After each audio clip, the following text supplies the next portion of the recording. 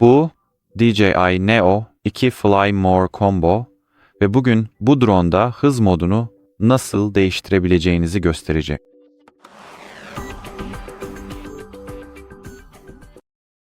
Bunu yapmak için uzaktan kumandanıza bakın ve özellikle bu 3 konumlu anahtarı bulun. Şu anda hız Cine moduna ayarlı, şimdi normale geçiyor. Ve şimdi de sport moduna.